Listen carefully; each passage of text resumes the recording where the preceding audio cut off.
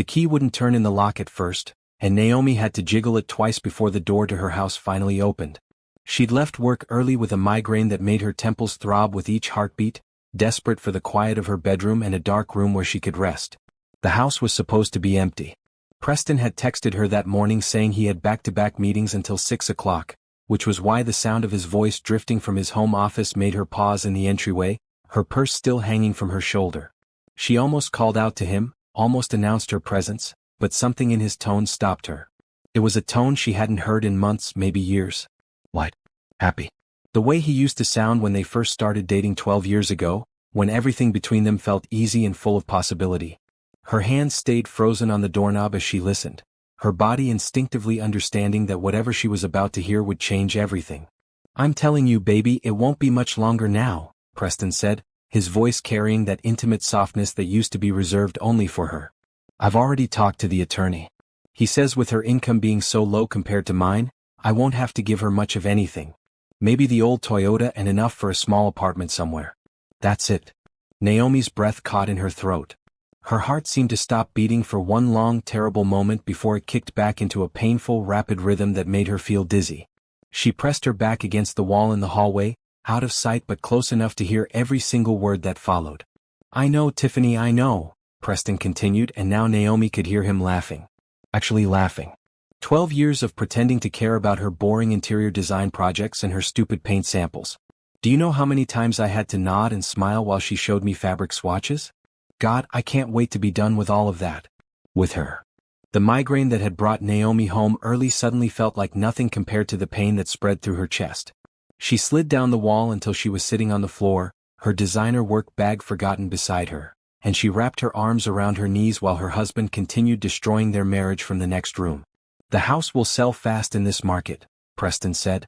"It's a great property and we can use that money for our place. Something modern, you know? Not filled with all her vintage furniture and those ridiculous throw pillows she's always buying. And once we're married, we can start planning that trip to Europe you've been wanting. Maybe I'll finally propose properly on the Eiffel Tower or something romantic like that." There was a pause, and Naomi could picture him smiling that charming smile he used to give her, the one that had made her fall in love with him when they met at a friend's barbecue all those years ago. She'd been 25 then, fresh out of her design program and full of dreams about building her own business. Preston had been 28, working in commercial real estate, confident and successful and interested in everything she had to say. Or so she'd thought. "No, she doesn't suspect anything," Preston assured whoever Tiffany was on the other end of the line. "She's completely clueless. Works so much on those little residential projects of hers that she barely notices what I do anymore. Honestly, it's made this whole thing so much easier than I thought it would be. I was worried there'd be drama, you know? But I think when I ask for the divorce, she'll just sign whatever I put in front of her. She's not exactly a fighter." Naomi pressed her hand against her mouth to keep from making any sound. Not a fighter. The words echoed in her head, bouncing around like stones thrown into still water, creating ripples that spread wider and wider. She thought about all the times she'd chosen peace over confrontation in their marriage, all the times she'd let Preston make decisions because he seemed so sure of himself, all the times she'd quietly accepted his lack of interest in her work because she didn't want to be needy or demanding. "Love you too, baby," Preston said, his voice going even softer. "I'll see you tonight after I convince Naomi I'm working late. We can celebrate our future. Just a few more weeks and all of this pretending will be over. I can't wait to wake up next to you every morning instead of sneaking around. You're everything she's not. Beautiful, exciting, actually interested in my career." "Yeah, exactly. Okay, I have to go. She might call. Love you." The sound of Preston ending the call seemed impossibly loud in the quiet house. Naomi heard his chair scrape against the hardwood floor of his office, heard his footsteps moving toward the kitchen. She scrambled to her feet, grabbed her purse and slipped back out the front door as quietly as she'd come in. Her hands shook so badly that she dropped her keys twice before managing to unlock her car. She sat in the driver's seat in her own driveway, staring at the house she'd spent years making into a home.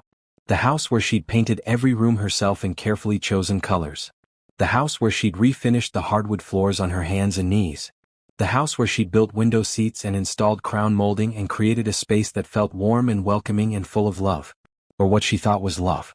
The afternoon sun caught the windows and made them gleam, and for just a moment, the house looked like something from one of those home design magazines she loved to read. Picture perfect. Beautiful. completely hollow underneath. Naomi started her car and backed out of the driveway.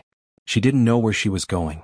She just knew she couldn't walk back into that house and face Preston and pretend she hadn't heard him planning to discard her like she was nothing more than an inconvenience in his path to happiness.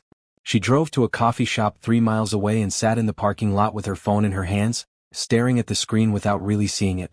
Preston texted her at 4:30. "Hey babe, meeting's running late. Don't wait up for dinner. Love you." She stared at those last 2 words until they stopped looking like words at all, just shapes on a screen that meant nothing. He'd probably sent the exact same message to Tiffany, whoever she was, except the "love you" would be real. The "love you" meant for Tiffany would come with actual feeling behind it, not just habit and convenience. Naomi's phone rang then, startling her so badly she nearly dropped it.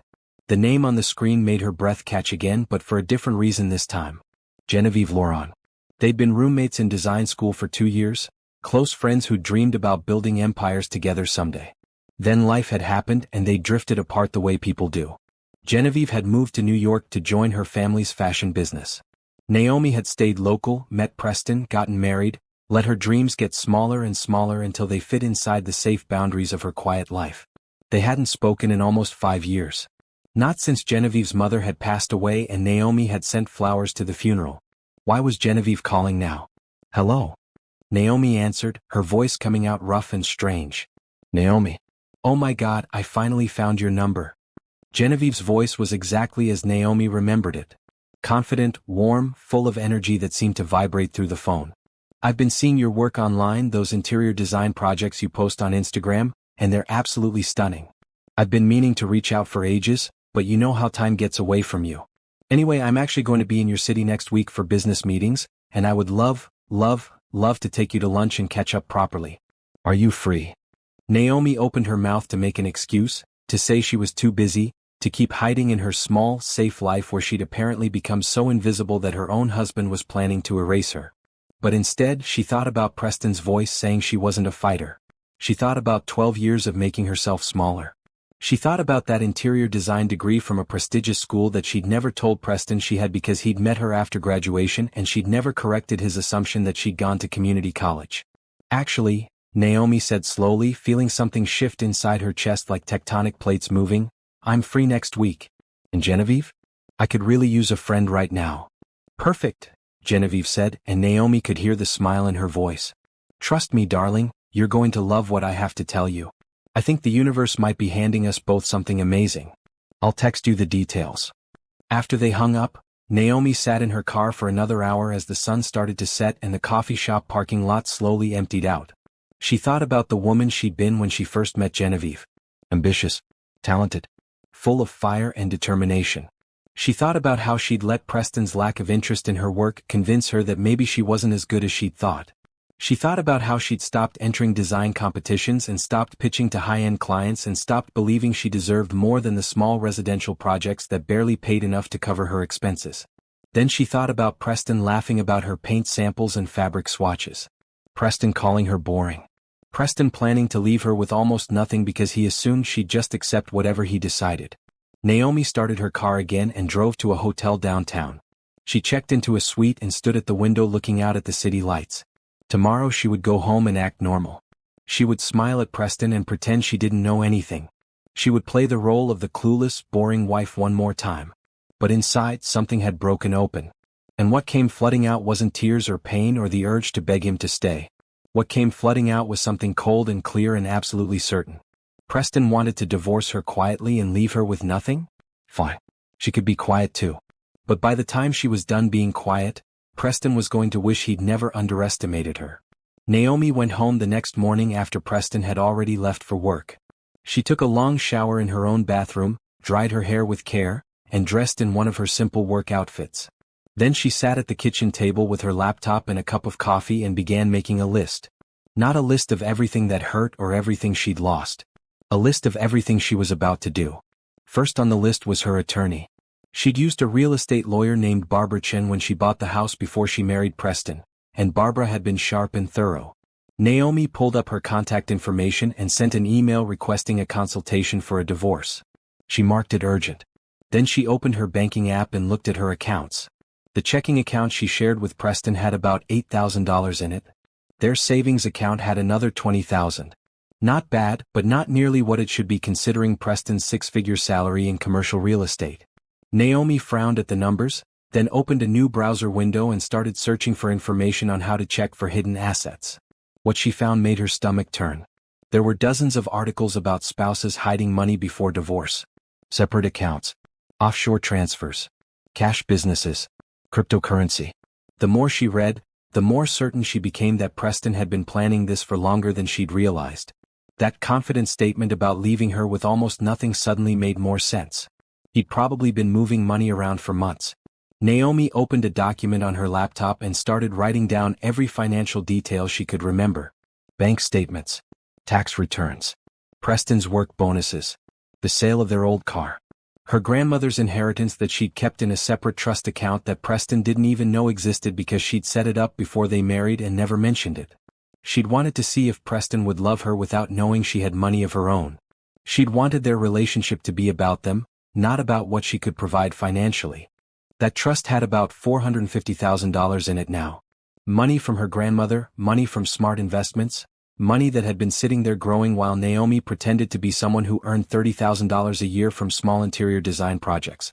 The truth was she earned $30,000 a year because she deliberately kept her business small, afraid that becoming too successful would somehow threaten Preston's ego. She laughed out loud in her empty kitchen, a sound that came out bitter and sharp. All those years of making herself less so Preston could feel like more, and he'd been planning to leave her anyway. Her phone buzzed with a text from Genevieve. Lunch reservation at Le Bernardin next Tuesday at noon. Or something fabulous. I'm taking you somewhere special afterward. Naomi stared at the message. Le Bernardin was one of the most expensive restaurants in the city, the kind of place where entrees cost more than what most people spend on groceries in a week. The kind of place Preston had always said was too pretentious, whenever she'd suggested they try it for an anniversary. She'd stopped suggesting fancy dinners years ago. I'll be there, she texted back. Then she opened her closet and looked at her clothes with new eyes. Most of what hung there was practical and modest. Jeans and simple shirts for client meetings. A few dresses for the rare occasions when she and Preston went out, all of them conservative and forgettable. Nothing that screamed success or confidence. Nothing that looked like it belonged to a woman who'd graduated top of her class from a design program that cost $60,000 a year. Naomi pulled out her laptop again and opened her favorite luxury shopping sites. She'd browsed them for years, looking at beautiful clothes she told herself she didn't need. Now she added items to her cart without hesitation. A tailored blazer in deep navy. Wide-leg trousers in cream. A silk blouse in midnight blue. Leather heels that cost more than her current monthly clothing budget. She used the credit card connected to her trust account, the one Preston had never seen, and paid for overnight shipping. Then she called a salon she'd been following on social media for years, the kind of place where celebrities went to get their hair done. I need an appointment as soon as possible, she told the receptionist. Full service. Cut, color, styling. Whatever you recommend. They had an opening that afternoon. Someone had canceled. Naomi took it as a sign. Preston came home at 6:30, loosening his tie as he walked through the door. Hey, he said, barely looking at her. What's for dinner? I ordered Thai food, Naomi replied from the couch, where she sat with her laptop balanced on her knees. It should be here in 20 minutes. Thai again? We just had that last week. Preston frowned, finally looking at her properly. His eyes narrowed slightly. Did you do something different with your hair? Naomi touched the ends of her newly trimmed and highlighted hair. The stylist had given her subtle dimension that made her natural curls look glossy and healthy instead of frizzy. Just a trim, she said casually. Preston disappeared into the bedroom to change. Naomi went back to her laptop, where she'd been researching Genevieve's company. Laurent Fashion Group had expanded significantly in the past 5 years. They now owned multiple luxury brands and had partnerships with some of the biggest names in design. Genevieve herself had been featured in Forbes last year as one of the youngest billionaires in the fashion industry. And Genevieve wanted to have lunch with her. Wanted to talk about her work. Naomi felt something flutter in her chest that felt dangerously close to hope. The doorbell rang with their food delivery. Preston paid and brought the containers to the table. They ate in near silence, Preston scrolling through his phone while Naomi pushed noodles around her plate and thought about everything she'd learned about divorce law that day. Community property. Asset division. Alimony. Fault versus no-fault divorce. I might have to work late tomorrow, Preston said eventually, not looking up from his screen. Big deal closing. Okay, Naomi said. She knew he wasn't working late. She knew he was seeing Tiffany. But she kept her voice even and unconcerned. Let him think she was clueless. Let him think she'd never figure it out. After dinner, Preston went to his office to catch up on emails. Naomi cleaned the kitchen, then retreated to the guest bedroom with her laptop. She'd started sleeping there a few nights a week, claiming Preston's snoring kept her awake. The truth was she couldn't stand lying next to him anymore, couldn't bear the feeling of his body next to hers when she knew his heart was somewhere else entirely. She opened her email and found a response from Barbara Chin. I can see you tomorrow at 9 a.m. Please bring any financial documents you have access to. I'll have my assistant send you a confidential intake form to fill out before the appointment. Naomi filled out the form that night, sitting cross-legged on the guest bed in her old pajamas. When she got to the question about grounds for divorce, she paused. Then she selected adultery and began writing out everything she'd overheard in Preston's office. Every word she could remember. Every cruel laugh. Every plan he'd made to leave her with nothing. By the time she finished, it was past midnight. She saved the document, sent it to Barbara Chin, and finally let herself cry. But even as tears ran down her face, even as her shoulders shook with the force of everything she'd been holding in, Naomi felt something else underneath the grief. Something hard and determined and absolutely unwilling to break. Preston thought she wasn't a fighter. Preston thought she'd just accept whatever he decided to give her. Preston had no idea who he was actually married to, because Naomi had spent 12 years hiding her true self to make him comfortable. She was done hiding now. And she was about to show him exactly what he'd lost. Barbara Chen's office was in a modern building downtown with floor-to-ceiling windows that overlooked the financial district. Naomi sat in a leather chair across from Barbara's desk and watched the attorney review the documents she'd brought. Bank statements. Credit card bills. Tax returns from the last 3 years. Screenshots of the text messages Preston had sent claiming to be working late. A detailed written account of the conversation she'd overheard. This is good, Barbara said finally, looking up with sharp brown eyes. Very good, actually. You've done most of my initial investigation work for me. Now, I need to ask you some difficult questions. Are you prepared for this to get ugly? He's been planning to leave me with almost nothing, Naomi said quietly. How much uglier can it get? Barbara's expression softened slightly. Men like your husband don't like being caught off guard. When he realizes you're not going to roll over and accept whatever he offers, he might become vindictive. He might try to drag this out. He might try to smear your reputation or claim you're being unreasonable. Let him try, Naomi said. The words surprised her as much as they seemed to surprise Barbara. But once she'd said them, she realized they were true. She was tired of being careful. Tired of worrying about Preston's feelings. Tired of making herself small. All right then. Barbara pulled out a legal pad and began making notes. Let's talk strategy. First, you mentioned a trust account your husband doesn't know about. That's separate property, not marital assets, so it's completely protected. Good. Second, this evidence of adultery strengthens your position considerably, especially if we can prove he's been hiding marital assets in preparation for divorce. Third, I'm going to recommend we hire a forensic accountant to examine all of your joint finances. They spent 2 hours going over every detail. By the time Naomi left Barbara's office, she had a plan. A real, concrete plan that made her feel like she had some control over the disaster her life had become. She also had something else. Barbara had asked, almost casually, do you want him to know you're preparing for divorce, or do you want to wait and file first? I want to wait, Naomi had said without hesitation. Let him think he's in control. Now it was Thursday afternoon, and Preston had texted that morning to say they needed to talk when he got home from work. Naomi knew what was coming. She'd been expecting it since she overheard his phone call. She'd spent the last 3 days preparing for this exact moment, and still her hands shook slightly as she set the table for dinner. She'd made lasagna, Preston's favorite. She'd opened a bottle of good wine. She'd put on makeup and a nice dress. She wanted to look like the devoted wife one last time, wanted Preston to feel the full weight of what he was about to destroy. Or what he thought he was destroying. He had no idea what was actually about to happen.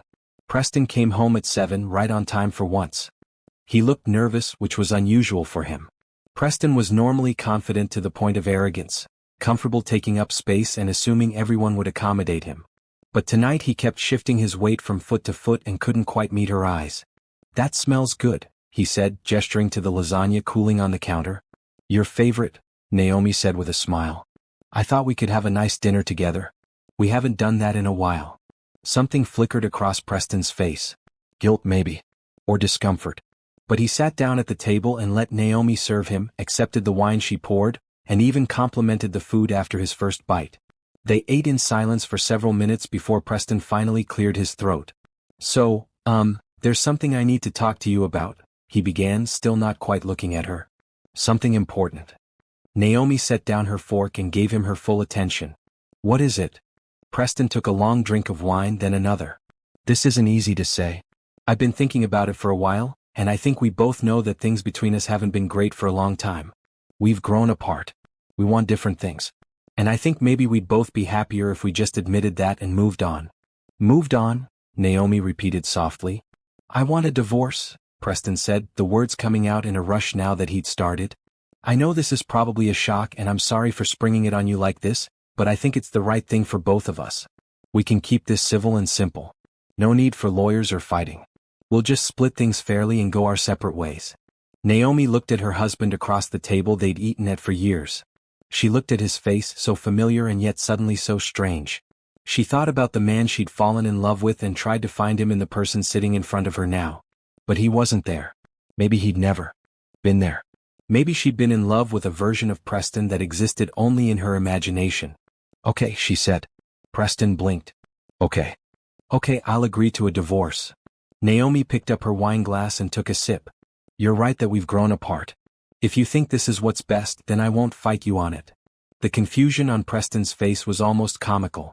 He'd clearly been bracing for tears, for begging for some kind of dramatic scene. Instead, Naomi sat calmly eating her dinner and looking at him with an expression he couldn't quite read. You're not upset? He asked carefully. Of course I'm upset, Naomi said. You're ending our 12-year marriage. But I'm not going to fall apart over it. We're both adults. If this is what you want, then we should handle it maturely. Preston seemed torn between relief and suspicion. That's very reasonable of you. I've always been reasonable, Naomi said, and there was just the slightest edge to her voice now. You should probably know that about me after all these years. Right. Yes. Of course. Preston fumbled with his napkin. So, I was thinking we could draw up a simple agreement. You know, you keep your car and your design business stuff, I keep my car and my work equipment. We sell the house and split the proceeds. Clean and simple. We should both get lawyers, Naomi said. Even if we're being civil, it's smart to have proper legal representation. Just to make sure everything is done correctly. Preston's eyes narrowed slightly. I don't think we need to waste money on lawyers for a simple divorce. Then why don't you draw up what you think is fair and send it to me? Naomi suggested. I'll look it over and let you know if I have any concerns. That seemed to satisfy him. Preston relaxed, clearly thinking he'd gotten exactly what he wanted. A compliant wife who would sign whatever he put in front of her without question. He even smiled a little as he finished his dinner. I'm glad you're being so mature about this, he said. I was worried it would be messy. No mess, Naomi promised. Just a clean break. After dinner, Preston retreated to his office to start organizing paperwork. Naomi cleaned the kitchen, wiped down the counters and loaded the dishwasher. Then she went upstairs to the guest bedroom and called Barbara Chin. He asked for the divorce, she said quietly. Just like you predicted. Good, Barbara replied. Don't sign anything he gives you without sending it to me first. And Naomi? You did great. The calmer you stay, the more he'll underestimate you. I know, Naomi said. And she did know. She'd spent years being underestimated by Preston. She'd let him believe she was simple and uncomplicated and not particularly smart. She'd watched him dismiss her work and her opinions and her dreams. Now all of that was going to work in her favor. Preston thought he was in control. Preston thought he'd planned this perfectly. Preston had no idea that while he'd been plotting with Tiffany, Naomi had been plotting too. The difference was, Naomi's plans actually had substance behind them. She looked at her phone and saw a text from Genevieve. Can't wait for Tuesday. I have so much to tell you. Naomi smiled for the first time in days. It was a real smile, not the fake one she'd been giving Preston. Tuesday felt like a lifetime away. But she could wait. She'd gotten very good at waiting, at being patient, at playing the long game. Preston wanted a divorce? Fine. He could have one. Just not the divorce he was expecting. Not even close. The new clothes arrived on Friday, and Naomi spent Saturday morning trying on every piece in front of the full-length mirror in the guest bedroom. The navy blazer fit like it had been tailored specifically for her body. The silk blouse made her skin glow. The heels added 3 inches to her height and made her legs look impossibly long. She looked like someone important. Someone successful. Someone who hadn't spent years dimming her own light. Preston was at the gym, or so he claimed. Naomi suspected he was actually with Tiffany, celebrating his successful divorce request. She didn't care anymore where he was or what he did. Her focus had shifted entirely to Tuesday and the lunch that felt like it could change everything. She spent the rest of the weekend organizing her portfolio. All the design projects she'd completed over the years, photographed professionally and arranged in a leather-bound book she'd never shown to anyone. Small projects, yes, but each one demonstrated her skill and creativity. She'd transformed boring apartments into cozy homes. She'd made cramped kitchens feel spacious. She'd chosen color palettes and furniture arrangements and lighting fixtures that turned ordinary spaces into something special. Looking at her work with fresh eyes, Naomi realized something she'd been afraid to admit for years. She was good at this. Really good. She'd just never given herself permission to believe it. Preston barely spoke to her all weekend. He'd moved his things into the master bedroom and left her the guest room without discussion. They moved around each other like polite strangers, which is what they'd actually been for probably longer than Naomi wanted to acknowledge. On Monday night, she laid out her outfit for the next day with the same care she'd once used planning her wedding day look. Tuesday morning arrived bright and clear. Naomi showered and spent extra time on her hair, using the expensive products the salon had recommended. She applied makeup carefully, emphasizing her eyes and lips. Then she put on the navy blazer, cream trousers and silk blouse. The heels came last, and when she looked at herself in the mirror, she barely recognized the woman staring back. This woman looked confident. Successful. Like someone who had never doubted herself or made herself small for anyone. Naomi wanted to be this woman for real, not just in her reflection. Going somewhere? Preston asked when she came downstairs.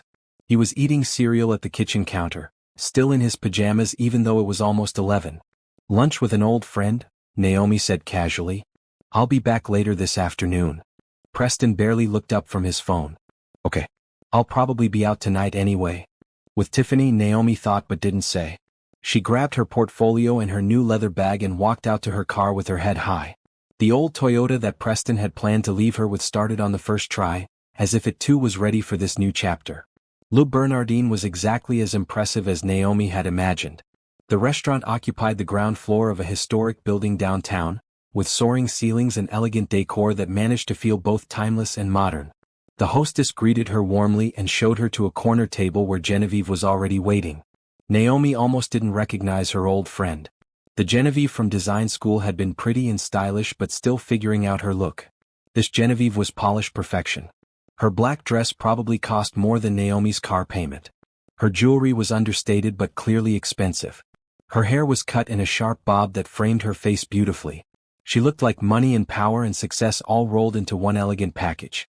Naomi. Genevieve stood and pulled her into a hug that smelled like expensive perfume. Oh my God, look at you. You look amazing. So do you, Naomi said, meaning it. I almost walked right past your table because I didn't recognize you. They sat down and Genevieve immediately ordered champagne. We're celebrating, she announced. I don't care that it's Tuesday. We're celebrating a reunion and also what I'm about to propose to you.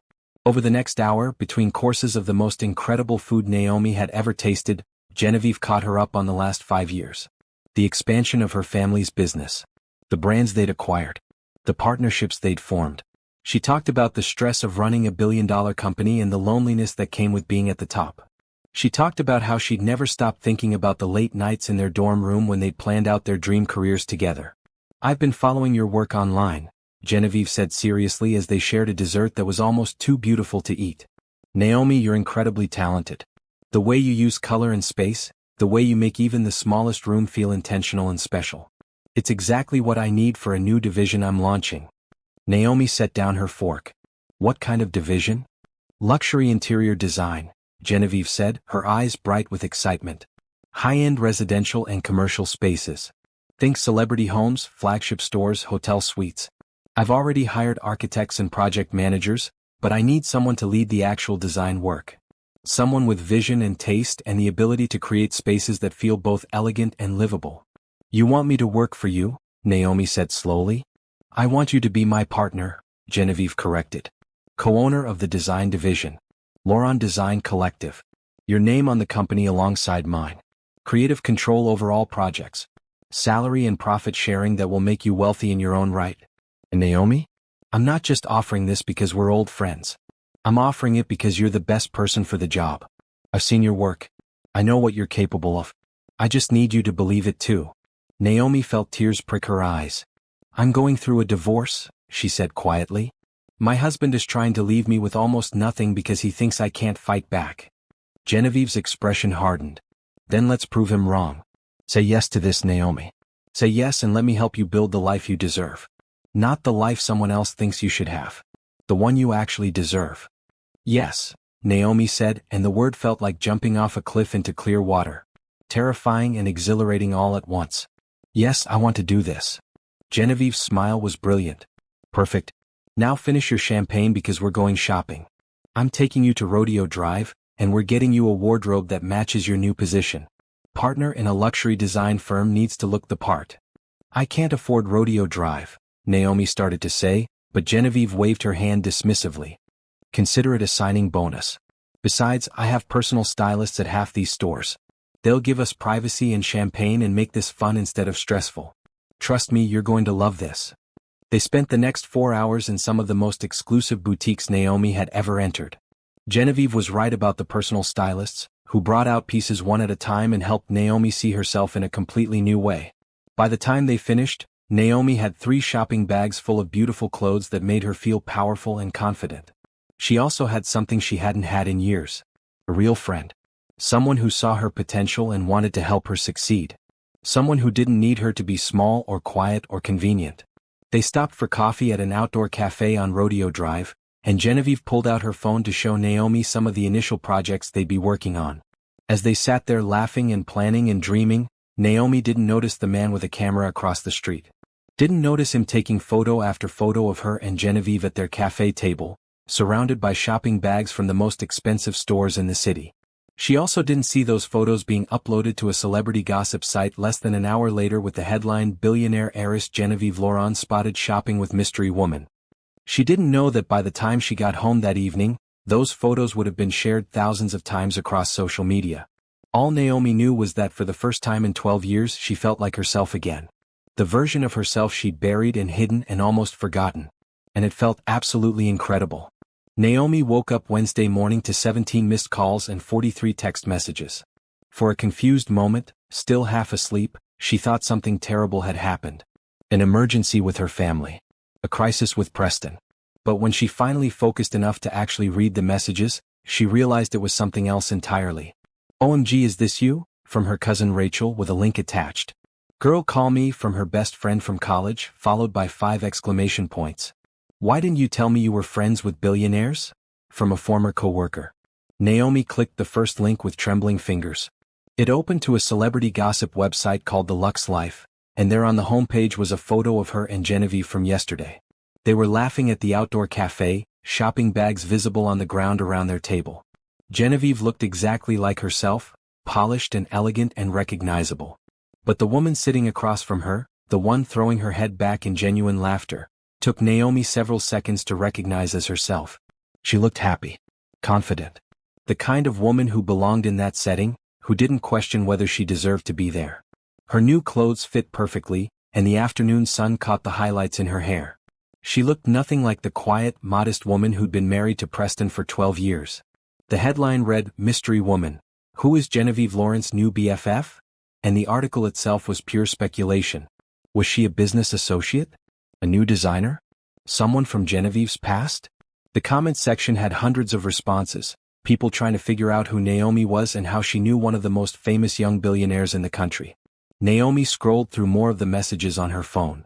The photos had been picked up by at least 6 other gossip sites. Someone had posted them on Twitter, where they'd been retweeted over 5,000 times. Her Instagram account, which she'd kept private and rarely updated, had suddenly received over 200 follow requests. She was still staring at her phone in shock when she heard footsteps outside the guest bedroom. Preston knocked once, then opened the door without waiting for her response. He was holding his own phone, and his face was a mixture of confusion and something that looked almost like anger. "What the hell is this?" he demanded, thrusting the phone toward her. Naomi looked at the screen. It was showing the same photo from the Lux Life website. "It's me having lunch with a friend," she said calmly. "That's Genevieve Laurent," Preston said, as if Naomi might not know who she'd been having lunch with. "The billionaire. How do you know her?" "We were roommates in college," Naomi said. She got out of bed and walked past Preston to the bathroom, deliberately casual. "We reconnected recently." "You never told me you went to college with a billionaire," Preston said, following her to the bathroom doorway. "You never asked about my college experience," Naomi replied, turning on the sink. "You assumed I went to community college because I never corrected you." She could see Preston's reflection in the mirror, could see him processing this information. His jaw was tight, his eyes narrowed. "What college did you go to?" "Parsons School of Design in New York," Naomi said, enjoying the way his expression shifted from confusion to shock. "Full scholarship. I graduated at the top of my class."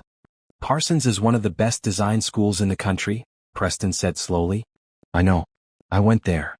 Naomi began brushing her teeth, effectively ending the conversation. Preston stood in the doorway for another long moment before finally walking away. By the time Naomi was dressed and checking her phone again, there were even more messages.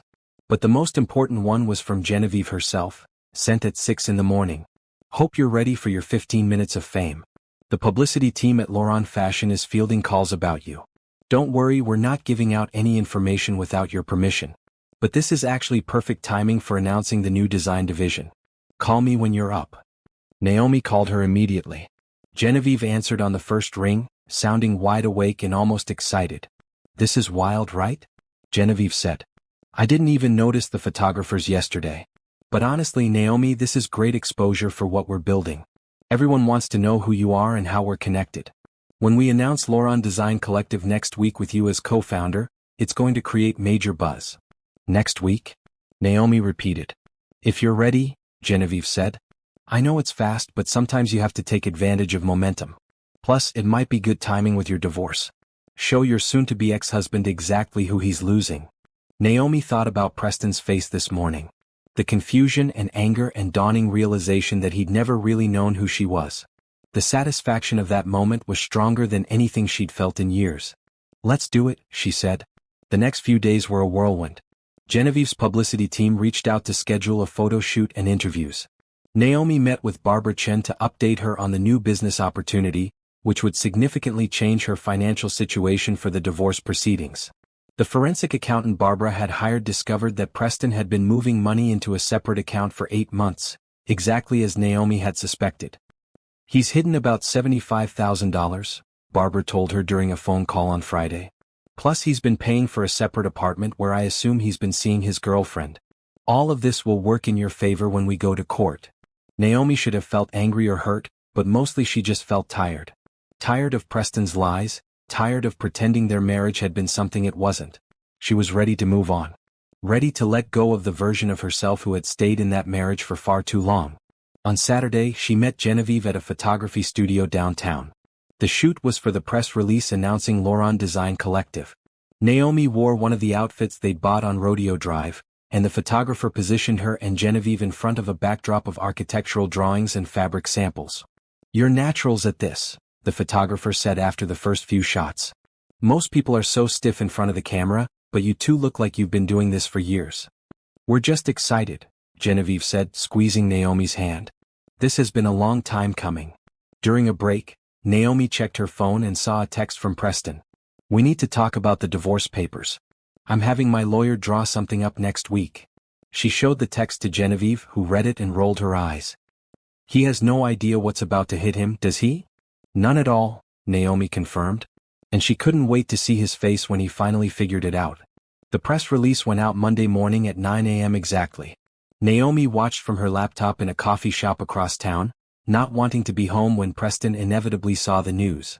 The release was professional and concise, announcing the launch of Laurent Design Collective, a new luxury interior design division of Laurent Fashion Group. It featured the photo from Saturday's shoot and named Naomi as co-founder and creative director. Within an hour, the story had been picked up by major business publications. Within 2 hours, Naomi's phone was ringing non-stop with interview requests and congratulatory messages from people she hadn't spoken to in years. Within 3 hours, her Instagram had gained 10,000 new followers. And then, exactly 3 hours and 20 minutes after the press release went live, Preston called. Naomi let it go to voicemail. He called again. And again. On the fourth call she finally answered. "Hi Preston," she said pleasantly. "What the hell is going on?" Preston's voice was barely controlled. "Co-founder? Creative director? How is this possible?" "I'm good at interior design," Naomi said simply. "Genevieve recognized that. We're going to build something amazing together." "But you don't have any experience with luxury clients," Preston sputtered. "You do small residential projects. Living rooms and kitchens." "I do those projects because I kept my business small," Naomi corrected. "Not because I'm not capable of more. I think you'll be surprised what I can do when I'm not holding myself back." There was a long silence on the other end. When Preston spoke again, his voice had changed. Softer. Almost worried. "Naomi, I think maybe we should talk about the divorce. Maybe we were too hasty. Maybe we should try counseling first." And there it was. The exact moment Naomi had been waiting for. The moment when Preston realized he'd made a terrible mistake. When he understood that the boring, quiet wife he'd been planning to discard was actually someone valuable. Someone successful. Someone he couldn't afford to lose. "No," Naomi said quietly. "I don't think so. You asked for a divorce and I agreed. Let's stick with that plan. Your lawyer can send the papers to my lawyer. Her name is Barbara Chin and I'll text you her contact information." "Naomi, wait." She hung up. Then she blocked his number. She was done having conversations with Preston. Done explaining herself or justifying her choices. From now on, everything would go through their attorneys. Everything would be clean and legal and documented. She felt lighter than she had in years. Like she'd been carrying a weight she didn't even know was there, and someone had finally lifted it off her shoulders. The woman in those viral photos, the one laughing with her successful friend surrounded by shopping bags, wasn't someone Naomi was pretending to be. She was who Naomi actually was. And she was just getting started. Preston showed up at the house on Tuesday evening when Naomi was packing boxes in the bedroom. She'd started moving her things out, preparing to find her own place. Or maybe she'd use some of that trust money to buy something outright. A condo with big windows and lots of natural light. A space that was entirely hers. "We need to talk," Preston said from the doorway. He'd clearly tried to look good for this conversation. Fresh haircut, pressed shirt, that cologne he knew she used to love. "Please, Naomi." Face to face. She sat on the edge of the bed and gestured to the chair by the window. "Fine. Talk." Preston sat down and ran his hands through his hair. "I made a mistake. With the divorce, with everything. I was confused about what I wanted and I hurt you and I'm sorry. But I think we can fix this. We can go to counseling, work on our issues, start over." "Why?" Naomi asked simply. The question seemed to throw him. "What do you mean why?" "Because we're married. Because we have 12 years together." "You were willing to throw away 12 years last week," Naomi pointed out. "What changed?" "I saw how successful you're becoming," Preston admitted. "I didn't realize you had that kind of potential. If I'd known." "If you'd known I could be successful, you wouldn't have left me?" Naomi interrupted. "Do you hear how that sounds?" Preston shifted uncomfortably. "That's not what I meant." "Then what did you mean?" Naomi stood up and crossed her arms. "Because from where I'm standing, it looks like you wanted to divorce me when you thought I was just a small-time interior designer making $30,000 a year. But now that you know I went to a prestigious design school and I'm partnering with a billionaire, suddenly you want to work things out." "It's not about the money," Preston insisted. "Yes it is," Naomi said calmly. "It's absolutely about the money. Or about status or whatever it is you think being married to a successful woman will give you. But here's what you don't understand, Preston. I've always been this person. I've always had this potential. I just hid it because I thought it would make our marriage work better." "You hid it?" Preston looked genuinely confused. "I kept my business small because you seemed uncomfortable when I talked about wanting to expand," Naomi explained.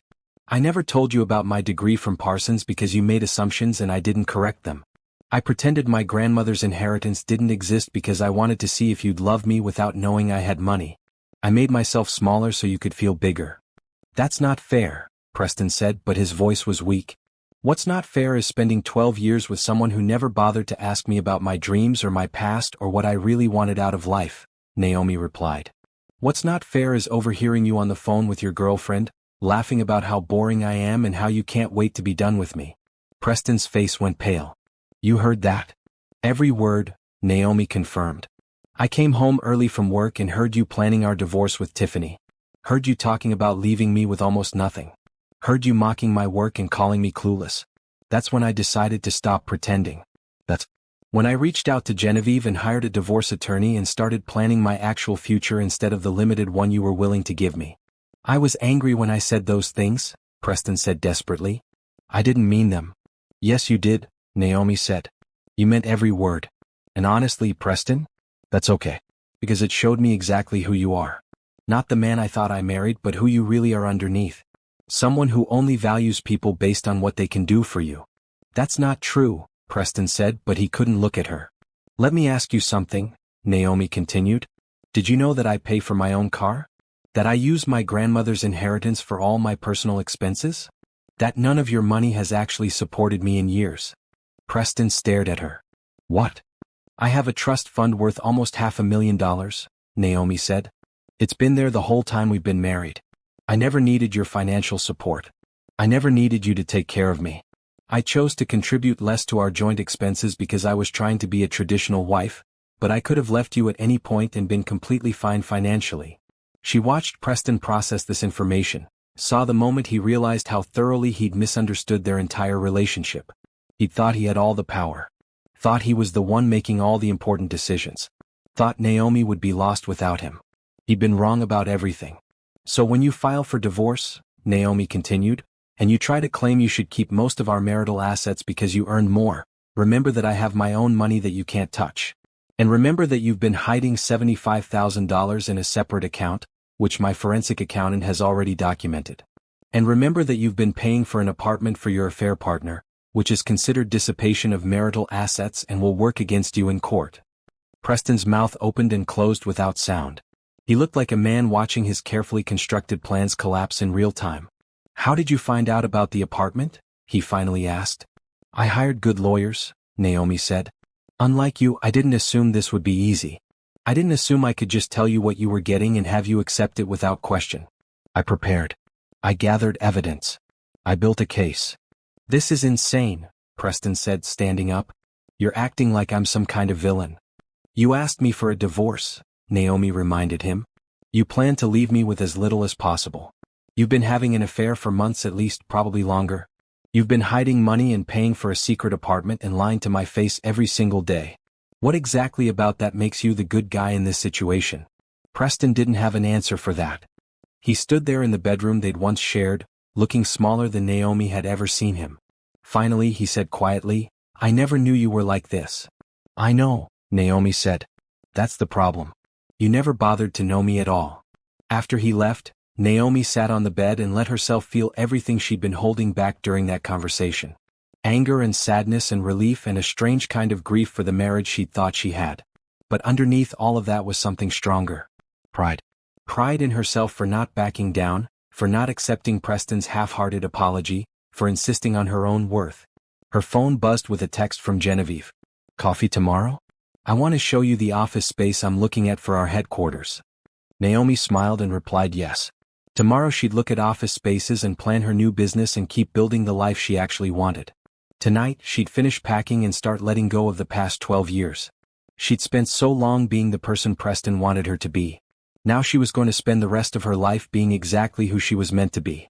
And that person didn't need Preston's approval or validation or even his understanding. She just needed to keep moving forward. The divorce hearing was scheduled for 3 months after Preston had initially asked for the divorce.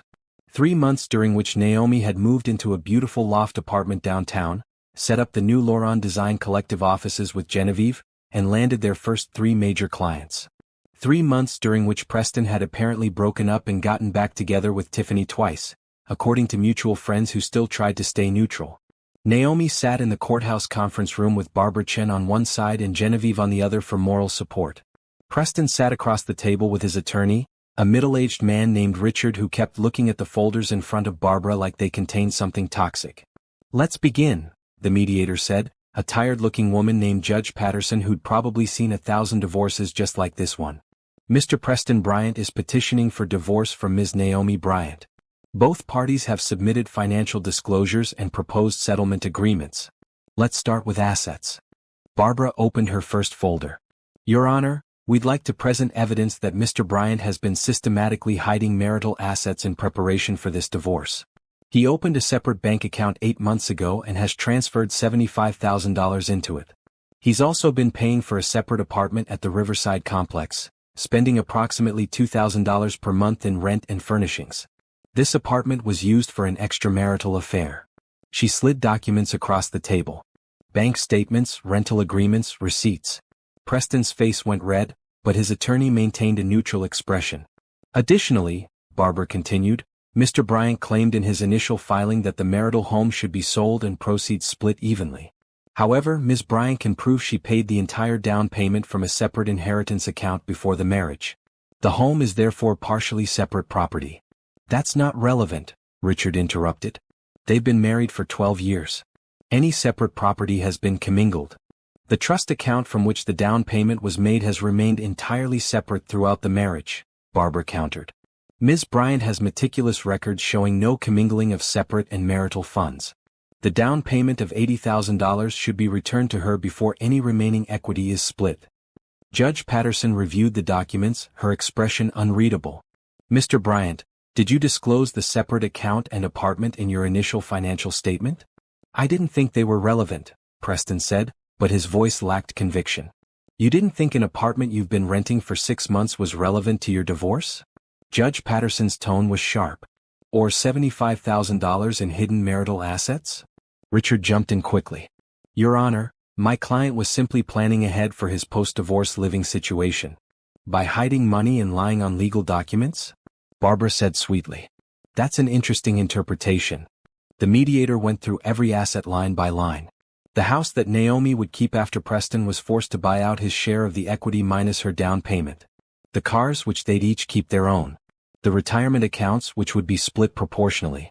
The savings accounts, where Preston's attempts to hide money meant Naomi was entitled to a larger share as compensation. Now let's discuss alimony, Judge Patterson said after 2 hours of negotiations. Ms. Bryant is requesting spousal support based on the disparity in income during the marriage. My client now has a substantial income from her new business, Richard argued. She's co-founder of a successful design firm. She doesn't need alimony. That business launched 2 months ago, Barbara replied. Ms. Bryant spent 12 years earning significantly less than Mr. Bryant because she was supporting his career and managing their household. She's entitled to transitional alimony while she builds her new business. We're requesting $3,000 per month for 3 years. 3 years? Richard looked outraged. That's excessive. It's 1/4 of the length of the marriage, Barbara said. It's actually quite reasonable. Especially given that Mr. Bryant's misconduct contributed to the dissolution of the marriage. They argued back and forth about the amount and duration, but Naomi could see Judge Patterson's expression and knew they'd won. The judge was not impressed with Preston's attempt to hide assets or his affair or his claim that Naomi didn't deserve support. Here's my ruling, Judge Patterson finally said. Ms. Bryant will retain the marital home after Mr. Bryant pays her $50,000 for his share of the equity. All marital savings accounts will be split 60-40 in favor of Ms. Bryant to compensate for Mr. Bryant's dissipation of assets through the hidden account and affair-related expenses. Retirement accounts will be split 50-50. Mr. Bryant will pay Ms. Bryant $2,500 per month in spousal support for 30 months. All debts remain the responsibility of whoever incurred them. Preston looked like he'd been hit by a truck. Your Honor, that's not fair. Mr. Bryant, you hid assets and lied on your financial disclosure, Judge Patterson interrupted. You're lucky I'm not holding you in contempt of court. This settlement is more than fair given your conduct. Do you accept these terms or do you want to go to trial where your misconduct will be a matter of public record? There was a long silence. Finally, Richard leaned over and whispered something to Preston, who slumped in his chair and nodded. My client accepts, Richard said. Excellent, Judge Patterson said. I'll have the final decree drawn up by the end of the week. This marriage is dissolved. You're all dismissed. In the hallway outside the conference room, Genevieve pulled Naomi into a tight hug. You did it, she said. You actually did it. We did it, Naomi corrected, smiling at Barbara. Thank you. For everything. It was my pleasure, Barbara said. Men like Preston need to learn they can't just walk all over people and expect no consequences. You stood up for yourself and look what happened. Naomi glanced back toward the conference room, where Preston was arguing with his attorney in low, angry tones. She felt nothing when she looked at him. No anger, no sadness, no regret. He was just a man who'd made bad choices, and now he had to live with the results. She was free. Completely, legally, officially free. Free to build the life she wanted without worrying about making Preston comfortable or small enough to fit into his limited vision of who she should be. The divorce that Preston had meant as a way to escape their marriage and start over with Tiffany had instead become Naomi's doorway to something infinitely better. "Come on," Genevieve said, linking her arm through Naomi's. "Let's go celebrate. I made reservations at that new French restaurant downtown." "The one that's impossible to get into?" Naomi asked. "When you're a billionaire heiress, nothing is impossible," Genevieve said with a grin. "Plus, I told them we were celebrating your divorce from a man who clearly never deserved you in the first place. The chef said that was cause for his best champagne." Naomi laughed, the sound echoing in the courthouse hallway. She'd spent so many years being quiet and careful and afraid to take up too much space. Now she was walking out of her divorce hearing with her best friend, heading to an exclusive restaurant to celebrate her freedom with expensive champagne. Preston had wanted to leave her with nothing. Instead, he'd lost everything that mattered. And Naomi? She was just getting started. The grand opening of Laurent Design Collective's headquarters happened on a Tuesday evening in May, exactly 4 months after those first photos of Naomi and Genevieve had gone viral. The office space occupied the top floor of a renovated warehouse in the Arts District, with exposed brick walls, floor-to-ceiling windows, and enough natural light to make any designer weep with joy. Naomi stood near the entrance watching guests arrive, and she still couldn't quite believe this was real. Her business cards read, Naomi Bryant, creative director and co-founder. The walls displayed photographs of their completed projects, including a celebrity's mansion that had been featured in Architectural Digest last month. The space buzzed with conversation from potential clients, design media, and other entrepreneurs who'd come to see what all the excitement was about. "You look terrified," Genevieve said, appearing at her elbow with 2 glasses of champagne. "Stop that. You belong here." "I keep thinking someone's going to realize I'm faking it," Naomi admitted. "You're not faking anything," Genevieve said firmly. "You transformed a rundown mansion into a showpiece in 6 weeks. You managed contractors, stayed under budget, and delivered something that made a grown man cry with happiness. That's not fake. That's talent." Naomi accepted the champagne and took a sip. Genevieve was right. The mansion project had been intense, but Naomi had loved every minute of it. Choosing custom furniture, designing built-in shelving, selecting light fixtures that transformed each room. Watching her vision come to life in 3 dimensions instead of just sketches and mood boards. That was what she'd always wanted to do, what she'd been trained to do, what she was actually good at. "Ms. Bryant." A woman in her 50s approached, elegant in a designer suit. "I'm Margaret Chin. I own the Riverside Hotel Group. I've been following your work and I'd love to discuss a project with you." "The Riverside Hotels?" Naomi repeated, trying not to sound as excited as she felt. Riverside was one of the largest luxury hotel chains in the country. "I'd be honored to discuss it." They exchanged business cards, and Margaret promised to call her office the next day to set up a formal meeting. As she walked away, Genevieve squeezed Naomi's hand. "See? You're not faking it. You're actually doing it." The evening continued in a blur of introductions and conversations and business cards collected. Naomi met developers who wanted to discuss residential projects, retail executives looking for flagship store designs, and even a gallery owner who wanted her space redesigned. By the time the last guest left around 9 o'clock, Naomi's feet hurt from her heels and her face ached from smiling, but she felt more alive than she had in years. "That was incredible," she told Genevieve as they collapsed onto the modern sofa in the main office area. "I can't believe how many people showed up." "I can," Genevieve said. "We've been promoting this for weeks, your projects have been getting amazing press, and people are curious about the woman who went from mystery shopping companion to successful designer practically overnight. You're interesting, Naomi. People want to work with interesting people." Naomi's phone buzzed with a text from Barbara Chin. "Divorce decree finalized and filed. Congratulations on your freedom." She showed it to Genevieve, who immediately proposed a toast. To freedom from men who couldn't see what they had. And to building something amazing without them. They clinked glasses, and Naomi felt a wave of gratitude so strong it made her eyes sting with tears. 6 months ago, she'd been sitting in her car outside her house, listening to Preston plan to leave her with nothing. She'd felt small and invisible and worthless. Now she was sitting in her own beautiful office, co-owner of a thriving business, with more opportunities than she'd ever dreamed possible. "Thank you," she said quietly. "For believing in me. For taking a chance on me. For being my friend when I needed one desperately. Always," Genevieve promised. "But Naomi? I didn't make this happen. You did. I just gave you the opportunity. Everything else, all the success and the clients and the recognition, that's all because of your talent and hard work. Don't forget that." Over the next few months, Lauron Design Collective became one of the most sought-after firms in the city. They completed the Riverside Hotel redesign, which led to 3 more hotel contracts. They redesigned a flagship retail store for a major fashion brand. They transformed a penthouse for a tech entrepreneur who then referred 5 of his wealthy friends. Naomi hired 2 junior designers and a project manager to help handle the workload. She moved out of her loft and bought a penthouse of her own, one with huge windows and a view of the city that made her feel like she was on top of the world. She started wearing the designer clothes she'd once thought were too fancy for her regular life. She got used to being recognized occasionally when she went out, used to people asking for her business card at coffee shops and art galleries. Her social media following grew to over 100,000 people who loved seeing her design process and her finished projects. Design magazines called her for interviews. A publisher reached out about doing a coffee table book featuring her work. She was invited to speak on panels about women in design and building a business from the ground up.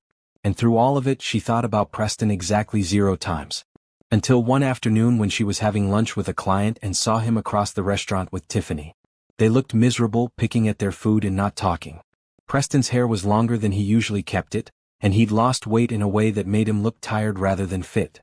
He saw Naomi at the exact moment she saw him. Their eyes met across the restaurant for just a second before Naomi deliberately turned back to her client and continued their conversation about bathroom tile options. She didn't acknowledge Preston's existence. Didn't wave or nod or show any sign that she'd recognized him. He was just another stranger in a crowded restaurant, someone completely irrelevant to her life.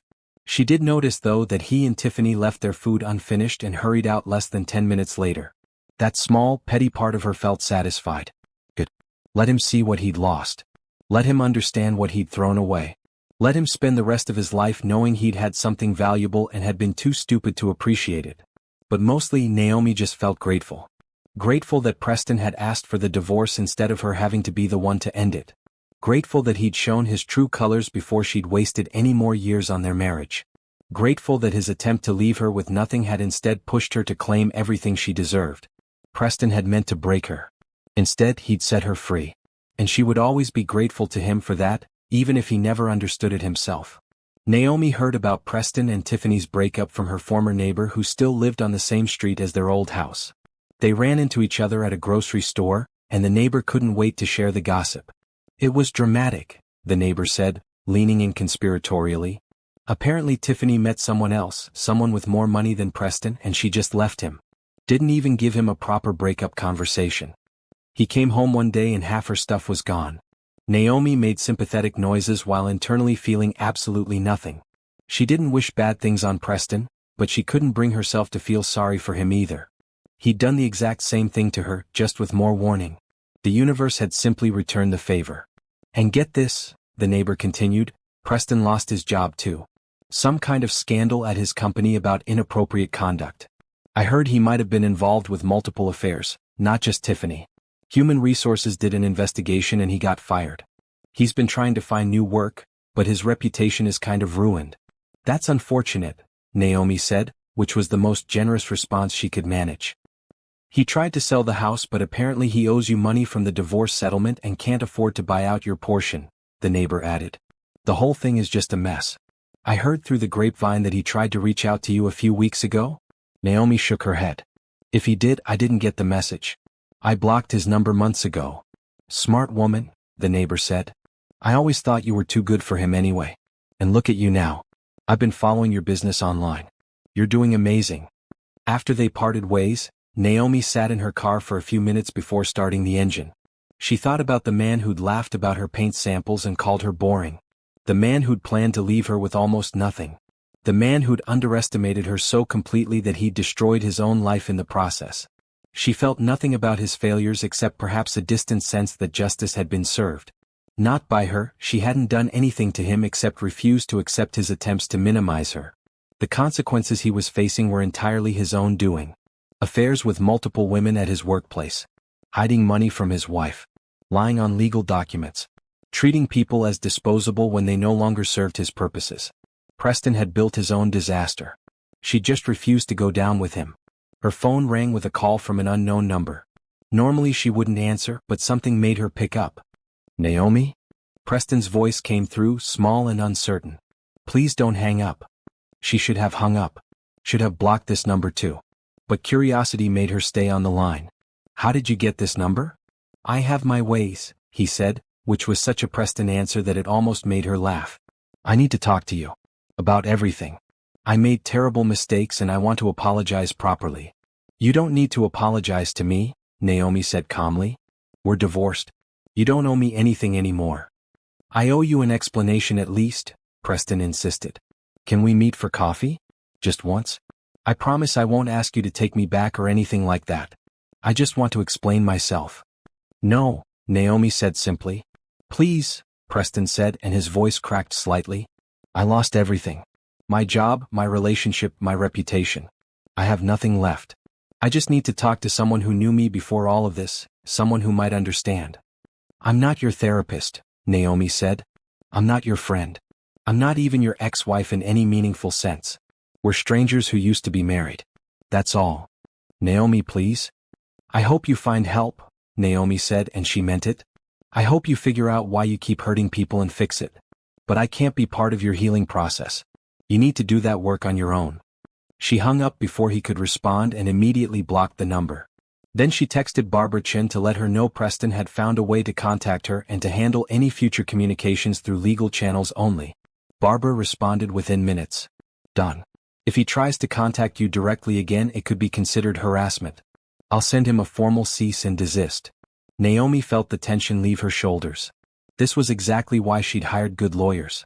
They protected her from having to deal with Preston's drama, from being pulled back into his chaos just when she'd finally built something stable and beautiful. That evening, she had dinner with Genevieve at a new restaurant that had just opened downtown. As they looked over the menu, Genevieve said casually, I heard Preston's been trying to reach out to you. News travels fast, Naomi observed. He called the Lauren fashion offices trying to get your contact information, Genevieve admitted. My assistant told him we don't give out personal information about our partners. He got kind of aggressive about it, actually. Threatened to show up at our office building. Please tell me you have security, Naomi said, feeling a flutter of actual worry. We absolutely have security, and they have his photo with instructions not to let him in, Genevieve assured her.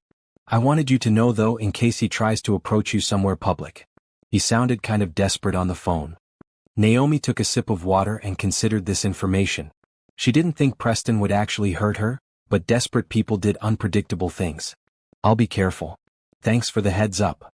Have you thought about getting a restraining order? Genevieve asked carefully. Not yet, Naomi said. If he contacts me again or shows up somewhere he shouldn't, then yes. But for now I think he's just panicking because his life fell apart and he's trying to find someone to blame besides himself. Classic Preston, Genevieve said with a roll of her eyes.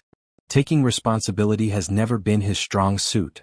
They spent the rest of dinner talking about work, about the new projects they were pitching, about the possibility of expanding to open a second office location in New York. Normal, exciting business conversation that had nothing to do with Naomi's failed marriage or her ex-husband's current crisis. This was her life now. Moving forward, building something meaningful, surrounded by people who valued her talent and her vision. Preston was just a chapter in her past, one that had taught her important lessons about knowing her worth and refusing to settle for less than she deserved. Whatever happened to Preston from here was his problem to solve. Naomi had her own life to live, and it was going to be extraordinary. 1 year after those first photos of her shopping with Genevieve had gone viral, Naomi stood on the stage of a downtown conference center and looked out at an audience of 300 people. They were here for the Lauren Design Collective Anniversary Celebration and Industry Showcase, an event that had sold out within 48 hours of tickets going on sale. Thank you all for being here, Naomi said into the microphone, her voice steady and confident. A year ago I was at a crossroads. I just agreed to a divorce, I was questioning every choice I'd ever made, and I had no idea what my future looked like. Then an old friend reached out with an opportunity that changed everything. She gestured to where Genevieve sat in the front row, smiling proudly. Genevieve and I launched this company with a vision of creating luxury spaces that feel both elegant and livable. Spaces that reflect the people who inhabit them, not just current trends or designer egos. Over the past year, we've completed 23 projects. We've been featured in 12 major publications. We've hired 8 talented designers and opened a second office in New York. The audience applauded, and Naomi let herself feel the full weight of what they'd accomplished. 23 projects. 8 employees. Offices in 2 cities. Revenue in the millions. Recognition from the industry she'd always dreamed of being part of. But more than the business success, Naomi continued, this year has taught me something crucial about knowing your worth. About not letting anyone make you smaller than you are. About building the life you actually want instead of the life someone else thinks you should have. She saw several women in the audience nodding, relating to her words in a way that made her chest feel tight with emotion. So to anyone out there who's been told they're not good enough or talented enough or ambitious enough, I want you to know something. You are enough. Exactly as you are. And the right opportunities will recognize that. The right people will recognize that. You just have to be brave enough to believe it yourself first. The applause was thunderous. Naomi smiled and thanked everyone again before stepping off the stage. Genevieve met her with a hug and champagne. That was perfect, Genevieve said. You're a natural at this. I'm really not, Naomi laughed. I was terrified the entire time. You couldn't tell at all, someone said behind her. Naomi turned to find a man in his early 40s, tall and handsome in a quiet way that was the opposite of Preston's aggressive confidence. He had kind eyes and a genuine smile. I'm Julian Chin. I'm an architect, and I worked on the hotel project you mentioned in your presentation. I just wanted to say that your design work is incredible. The way you incorporated the existing structure while making it feel completely new was brilliant. Thank you, Naomi said, shaking his hand. The architecture gave me so much to work with. Your spatial planning made my job significantly easier. They talked for a few minutes about the hotel project, about the challenges of renovation work, about the balance between preservation and innovation. Julian was easy to talk to, genuinely interested in the design process, and clearly knowledgeable about his own field. When he asked if she'd like to have coffee sometime to discuss potential collaborations, Naomi said yes without hesitation. I'm not asking you on a date, Julian clarified quickly, his ears turning slightly red. I would like to ask you on a date eventually if you're interested, but right now I'm genuinely just talking about work collaboration. I didn't want to be inappropriate at a professional event. Naomi found herself laughing, genuinely charmed by his awkwardness. I appreciate the clarification. Let's start with coffee about work and see where things go from there. They exchanged business cards and Julian promised to email her to set something up. As he walked away, Genevieve appeared at Naomi's elbow again. He's cute, she observed, and clearly interested. He's nice, Naomi agreed. Which is honestly a low bar, but after Preston it feels revolutionary. You deserve nice, Genevieve said firmly. You deserve someone who appreciates your talent and your ambition and your strength. Someone who makes you feel good instead of small. Over the next few months, Naomi and Julian had that coffee meeting, which led to several more meetings about potential projects, which eventually led to an actual date. Then another date. Then several more. Julian was everything Preston hadn't been. He asked about her work and actually listened to her answers. He celebrated her successes without feeling threatened. He was comfortable with her ambition and her growing fame in the design world. He made her laugh and challenged her thinking and treated her like an equal partner in everything they did together. 6 months after they started dating, Julian asked her to move in with him. Not because it made financial sense or because he needed someone to take care of his space, but because he genuinely loved spending time with her and wanted to build a life together. I know you already have that amazing penthouse, Julian said as they sat on his balcony overlooking the city. And I'm not asking you to give that up. I'm just saying I'd love to wake up next to you every morning if you're interested in that. I'm interested, Naomi said, and she meant it. She'd learned to trust her instincts again, to believe in her own judgment about people and situations. Julian felt right in a way Preston never had. Comfortable and exciting all at once.